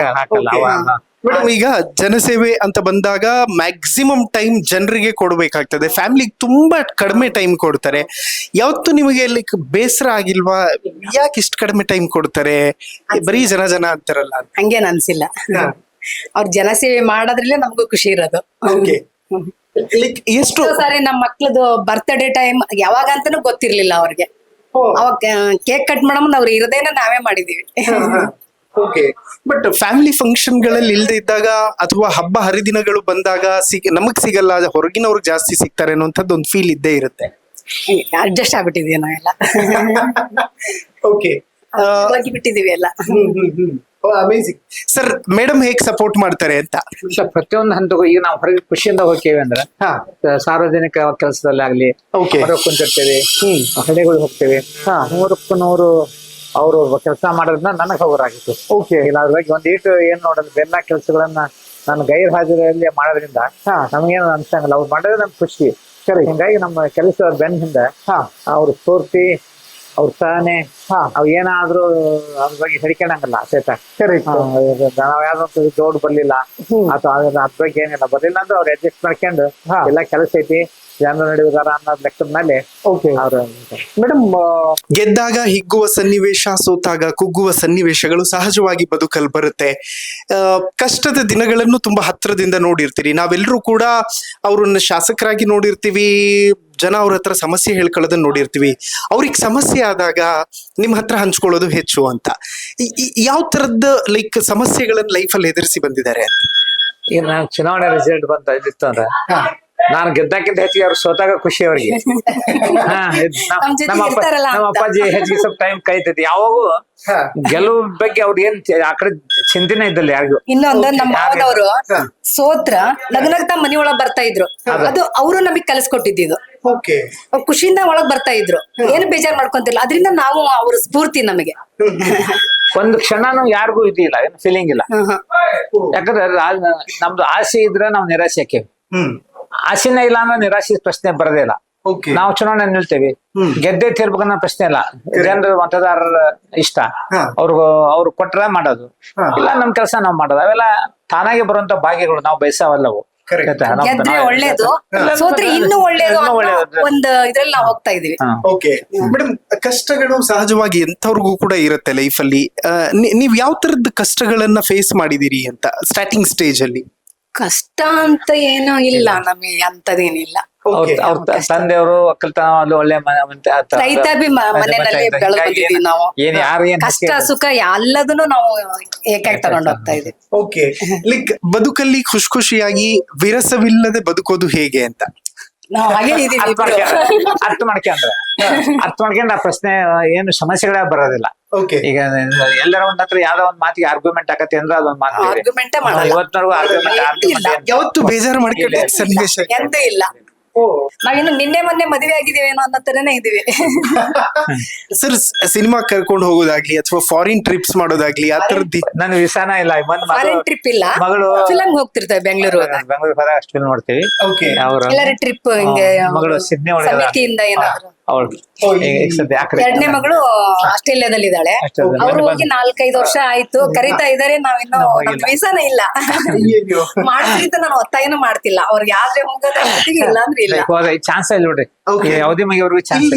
ಮಗುದ್ ಫೋಟೋ ಇವೆಲ್ಲ ನಮ್ಮ ಮೊಮ್ಮಕ್ಳು, 3 ಜನ ಮೊಮ್ಮಕ್ಳು. ದೊಡ್ಡ ಮಗಳಿಗೆ 2 ಗಂಡ್ಮಕ್ಳು, ಅಥರ್ವ, ಅರ್ಚಿತ್. ದೊಡ್ಡ ಮಗಳ ಮಕ್ಳು 2 ಗಂಡ್ಮಕ್ಳು. ಎರಡನೇ ಮಗಳಿಗೆ ಸಾನ್ವಿ ಅಂತ ಒಬ್ಳೆ ಮಗಳು. ಅವ ಮಗಳು ಇಂಜಿನಿಯರ್ ಇದ್ದಾಳೆ, ಅಳಿಯನು ಇಂಜಿನಿಯರ್ ಇದಾರೆ ಆಸ್ಟ್ರೇಲಿಯಾದಲ್ಲಿ. ಅಳಿಯವರು DFO ಇದ್ದಾರೆ, ಗದಗ್ನಲ್ಲಿ DFO ಇದ್ದಾರೆ. ಮಗಳು MSc ಮಾಡಿದ್ಲು, ಇಲ್ಲಿ 1-2 ವರ್ಷ ಮ್ಯಾಥಮೆಟಿಕ್ಸ್ ಲೆಕ್ಚರರ್ ಆಗಿದ್ರು. ಅಲ್ಲೂ ಕೂಡ ಫ್ಯಾಮಿಲಿ ಫೋಟೋ ಅನ್ಸುತ್ತಲ್ಲ, ಅದೆಲ್ಲವೂ ಕೂಡ. ಸೊ ಆ ಕಡೆ ಫ್ಯಾಮಿಲಿ ಫೋಟೋ ಮಗ ಮತ್ತೆ ಸಸಿ ಮೇಲೆ ಅಲ್ಲಿ ಬ್ಲಾಕ್ ಅಂಡ್ ಬ್ಲೂ. ಮೊನ್ನೆ 2 years ಆಯ್ತು ಮದುವೆ ಆಗಿ. ಓಕೆ, ಅವ್ರದ್ದು ಲವ್ ಮ್ಯಾರೇಜ್? ಅಲ್ಲ, ಯಾರ್ದು ಇಲ್ಲ, ಎಲ್ಲ ಅರೇಂಜ್ ಮ್ಯಾರೇಜ್. ಓಕೆ, ಬಹಳ ಸಂಸ್ಕಾರವಂತರ ಕುಟುಂಬ ಅಲ್ಲ ಮೇಡಮ್? ತುಂಬಾ ಸಿಸ್ಟಮೆಟಿಕ್ ಆಗಿ ಇದ್ರೆ ಕಷ್ಟ ಅಂತ ಹೇಳ್ತಾರಪ್ಪ. ನಮ್ಗೇನು ಹಂಗೇನು ಅನ್ಸಿಲ್ಲ. ಓಕೆ, ಪೂಜೆ ಪುನಸ್ಕಾರಗಳೆಲ್ಲ ತಗೊಂಡು ಹೋಗ್ತಾ ಇದೀವಿ. ಓಕೆ, ಪೂಜೆ ಪುನಸ್ಕಾರಗಳು ಕೂಡ ಪ್ರತಿನಿತ್ಯ ನಡೀತಾ ಇರ್ಬೇಕಾಗ್ತದೆ. ಯಾಕೆಂದ್ರೆ ಒಂದು ಸ್ಪಿರಿಚುವಲಿ ನಾವು ಕನೆಕ್ಟ್ ಆದಾಗ ಮಾತ್ರ ಖುಷಿಯಾಗಿರೋದಕ್ಕೆ ಸಾಧ್ಯ ಅನ್ನುವಂಥದ್ದಿದೆ. ಸ್ಪಿರಿಚುವಲಿ ಕನೆಕ್ಟ್ ಆಗೋದು ಹೇಗೆ ಅಂತ? ಅದು ನಮ್ದು ಹುಟ್ಟತನ ಬಂದ್ಬಿಟ್ಟಿದೆ, ನಮ್ಮ ಮನೆಯಿಂದ, ಅವ್ರ ಮನೆಯಿಂದನ ಬಂದ್ಬಿಟ್ಟಿದೆ ನಮಗೆ. ನಾ ಸಣ್ಣವಳಿದ್ದಾಗಿಂದನೂ ದೈವ ಭಕ್ತೆ ನಾನು. ನಮ್ಮ ಸಿಟ್ಟುಕೊಂಡ ನಮ್ಮ ಮಂದಿಯವರು ಉಜ್ಜನಿ ಮಳಸಿದ್ದೇಶ್ವರ, ಇಲ್ಲಿ ಕೂಡ್ಲಿಗಿ ಪ್ರತಿ ವರ್ಷ ಹೋಗ್ತಿರ್ತೇವೆ. ಓಕೆ, ಮತ್ತೆ ಎಲ್ಲಾ ಗುರುಗಳ ಜೊತೆ ಸಂಪರ್ಕ ಇದೆ. ಎಲ್ಲ ಜಗದ್ಗುರುಗಳು, ಪಂಚಾಚಾರ್ಯರು, ನಮ್ಮ ರಾಜ್ಯದ ಹೆಚ್ಚು ಕಮ್ಮಿ ಎಲ್ಲಾ ಗುರುಗಳನ್ನು ವೈಯಕ್ತಿಕವಾಗಿ ನಾನು ನೋಡಿದ ಕೂಡ ಬಣಕಾರನ್ನ ಹೇಳಷ್ಟರ ಮಟ್ಟಿಗೆ ಸಂಪರ್ಕ ಎಲ್ಲಾರ್ದು ಐತಿ. ಎಲ್ಲಾರ್ದು ಐತಿ. ನಮ್ಮ ಮೊನ್ನೆ ರಟ್ಟೆಗೆ ಇವ್ರು ಕರ್ಸಿದ್ದೆ, ನಡುವಿನ ಕರೆ ಅಜ್ಜಾರ ಬಂದಿದ್ರು. ದಿಂಗಾಲೇಶ್ವರಗಳು, ಪಕ್ಕೇಶ್ವರ ಅವರು ಕಾಯಂ ಅಲ್ಲಿ ಬಂದಾಗ ಬಂದ್ ಹೋಗಿ ಹೋಗ್ತಾರ. ಓಕೆ ಸರ್, ಬಿಜೆಪಿ ಅಂತಂದ್ರೆ ಕಟ್ಟರ್ ಹಿಂದುತ್ವದ ಪಾರ್ಟಿ, ಕಾಂಗ್ರೆಸ್ ಅಂತಂದ್ರೆ ಆಂಟಿ ಹಿಂದೂ ಅಂತ ಹೇಳ್ತಾರೆ. ನೀವು ಅಟ್ಮಾಸ್ಫಿಯರ್ ಅಲ್ಲಿ ಇದೀರಿ ಈಗ ಪ್ರೆಸೆಂಟ್. ಸಿದ್ಧಾಂತಗಳು ಅಡ್ಡಿ ಆಗೋದಿಲ್ವಾ ಪಕ್ಷ ಚೇಂಜ್ ಮಾಡಿದ್ದಾಗ? ತತ್ವ ಸಿದ್ಧಾಂತಗಳಿಗೆ ಏನ್ ಸಮಸ್ಯೆ ಆಗಲ್ವಾ? ಅದೇ ತತ್ವ ಸಿದ್ಧಾಂತಗಳಿರುತ್ತೆ. ಸಿದ್ಧಾಂತಗಳು ಯಾರು ಮಾಡ್ಯಾರ ಅಂತ ನನಗೆ ಗೊತ್ತಿಲ್ಲ. ಬಿಜೆಪಿ ಅಂದ್ಕೂಡೆ ಕಟ್ಟ ಹಿಂದೂ, ಕಾಂಗ್ರೆಸ್ ಈ ರೀತಿ ಮಾಡ್ಕೊಂತ ಬಂದರು ಆಯಾ ರಾಜಕೀಯ ಮುಖಂಡರು. ಈ ವ್ಯವಸ್ಥೆ ಅದೇನು ಬೆಳೆದು ಬಂದದ್ದಲ್ಲ ಅದು. ಈ ಮುಖಂಡ್ರಿ ಹೆಂಗ ನಾವು ಭಾಷಣ ಮಾಡ್ತೀವಿ ಹೇಳ್ತಿ, ಅದ್ರ ಮೇಲೆ ಇದು ಸಂಪರ್ಕ ಹೋಗ್ತಿ. ನಾನು ಬಿಜೆಪಿನ ನೋಡೇನಿ, ಕಾಂಗ್ರೆಸ್ ನೋಡೇನಿ. ಪಕ್ಷಗಳಿಗೆ ಜಾತಿ ಜನಾಂಗದ ಪ್ರಶ್ನೆ ಇಲ್ಲ. ಜಾತಿ ಜನಾಂಗ ಪ್ರಶ್ನೆ ಇಲ್ಲ. ನಾವು ಅದನ್ನ ನಮ್ಮ ಭಾಷಣದಲ್ಲಿ ಉಪಯೋಗ ಮಾಡ್ಕೊಂತೀವಿ. ಈಗ ಪ್ರಶ್ನೆ ಇರೋದು ಸಮಾಜದಲ್ಲಿ ಬದುಕು ಮುಖ್ಯನೋ ಭಾವನೆ ಮುಖ್ಯನೋ ಅನ್ನೋ ಪ್ರಶ್ನೆ. ಕರೆಕ್ಟ್. ಈ ಎರಡೂ ಪ್ರಶ್ನೆ ಉದ್ಭವ ಆದಾಗ ಜನರಿಗೆ ಬೇಕಾಗಿರೋದು ಬದುಕು. ಕರೆಕ್ಟ್, ಹೌದು. ಬದುಕು, ಭಾವನೆಗಳ ಪ್ರಶ್ನೆ ಉದ್ಭವ ಆಗೋದಿಲ್ಲ. ನೀವು ಕಾಂಗ್ರೆಸ್ ಇರ್ಲಿ, ಬಿಜೆಪಿ ಇರ್ಲಿ, ಅಧಿಕಾರಕ್ಕೆ ಬಂದ ಕಡೆ ಹೆಚ್ಚಿನ ಗಮನ ಕೊಡಬೇಕಾಗಿದ್ದು ಜನರ ಬದುಕಿನ ಕಡೆ. ಕರೆಕ್ಟ್. ಉಳ್ಕಿದ ಸಬ್ಜೆಕ್ಟ್ಗಳನ್ನ ತಾವ್ ಯಾರು ಅದನ್ನ ಎತ್ತಿಗೆ ಹೋಗಬಾರ್ದು. ಅವೆಲ್ಲ ಟೆಂಪ್ರರಿ ಇಶ್ಯೂ. ಹೌದು. ಕೆಲವೇ ಜನರ ಪ್ರೀತಿ ಪಾತ್ರ ನಾವು ಮಾತಾಡ್ಬೋದ ಹೊರತು ಬಟ್ ಬದುಕಿನ ಜೊತೆ ಇರುವಂತ ಕಾರ್ಯಕ್ರಮಗಳನ್ನ ನಾವು ರೂಪಿಸಿದ್ರೆ ಯಾವ್ದು ಜಾತಿ ಹಿಂದೂ ಮುಸ್ಲಿಂ ಅನ್ನೋ ಭಾವನೆ ಬರೋದೇ ಇಲ್ಲ. ಓಕೆ. ನಾವು ಹಿಂದೂ ಎಷ್ಟು ಈಗ ಬರೀ ಕಾಂಗ್ರೆಸ್ ಮುಸ್ಲಿಂ ಅಂದ್ರೆ ಮುಸ್ಲಿಂ ಕಡೆ ರಾಜಕಾರಣ ಮಾಡಕ್ಕಾಗುತ್ತೆ, ಬರಕ್ಕೆ ಚಾನ್ಸ್ ಇಲ್ಲ. ಕರೆಕ್ಟ್ ಆಯ್ತಾ? ಹೀಗಾಗಿ ಎಲ್ಲಾ ಜಾತಿ ಜನ ಇದ್ದಾಗ ಒಂದ್ ಪಕ್ಷ ಬೆಳೆಯೋದು. ಹೌದು, ಕರೆಕ್ಟ್ ಸರ್. ಕಳೆದ 2.5 ವರ್ಷದಲ್ಲಿ ಕ್ಷೇತ್ರಕ್ಕೆ ಏನೆಲ್ಲ ಮಾಡೋದಕ್ಕೆ ಸಾಧ್ಯ ಆಯ್ತು? ಎಷ್ಟು ಅನುದಾನ ಬಂತು ಸರ್ ಈ ಕ್ಷೇತ್ರಕ್ಕೆ ಪರ್ಟಿಕ್ಯುಲರ್? ಅಲ್ಲ, ನೀವು ಯಾವುದೇ ಇಲಾಖೆನ ನಾವು ತೆಗೆದುಕೊಂಡ್ರು ಅಭಿವೃದ್ಧಿಗೆ ಬಗ್ಗೆ ಪ್ರಶ್ನೆನೇ ಇಲ್ಲ. ಈಗ ಜನಸಾಮಾನ್ಯರು ಏನಪ್ಪಾ ಎಷ್ಟು ಅಭಿವೃದ್ಧಿ ಕೆಲಸಗಳು ಆಗ್ತಾವ ತಾಲೂಕ್ನಾಗ ಅನ್ನೋ ಭಾವನೆಯಲ್ಲಿ ಬರಲಿ.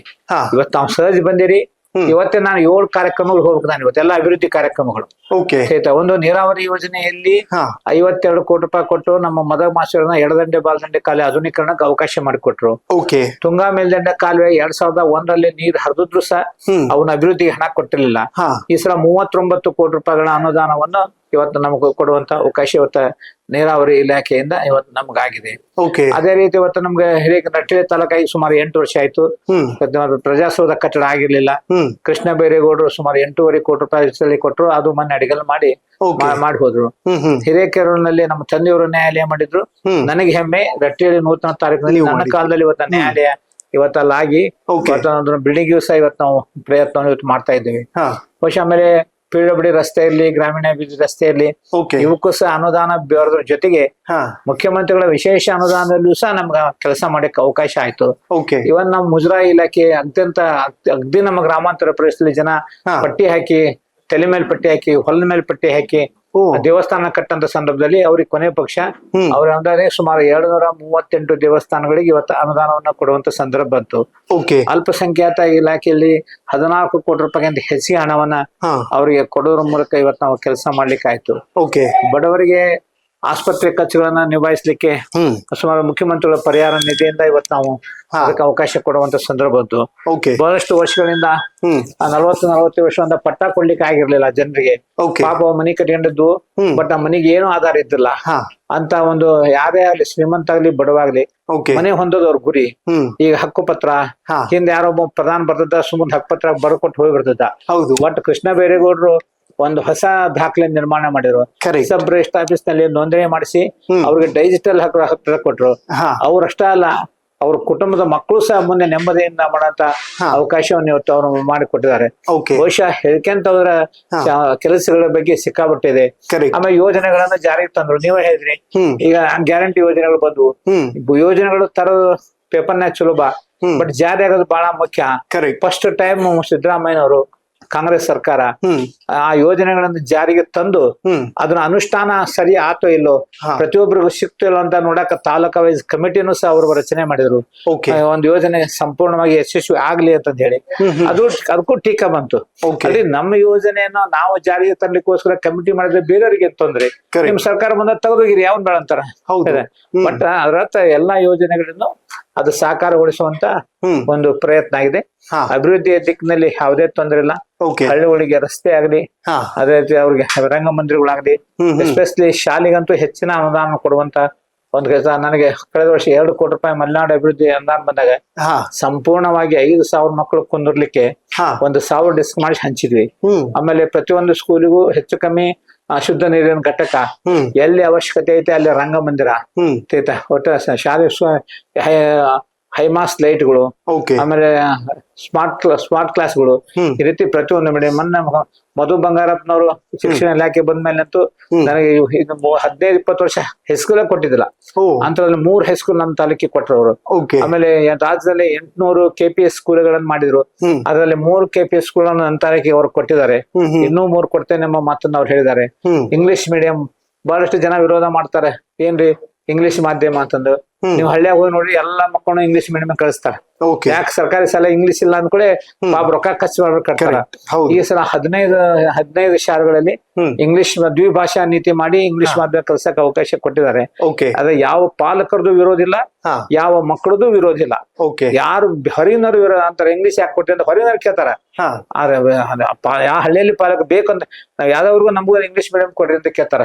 ಯಾಕಂದ್ರೆ ಬೆಳೀತಾ ಇರೋ ಜಗತ್ತು ಇಷ್ಟು ನಾವು ಕೂಪ್ ಮಂಡಗ ಚಾನ್ಸ್ ಇಲ್ಲ. ನಮ್ಮ ಮಕ್ಕಳಿಗೆ ನಮ್ ಕನ್ನಡದ ಜೊತೆಗೆ ಅವರ ಮುಂದೆ ಸ್ಪರ್ಧಾತ್ಮಕ ಯುಗದಲ್ಲಿ ಹೋಗುವಂತ ಸಂದರ್ಭದಲ್ಲಿ ಅವ್ರಿಗೆ ಭಾಷೆಯ ಜ್ಞಾನ ಮಾಡೋದು ನಮ್ಮೆಲ್ಲರ ಕರ್ತವ್ಯ.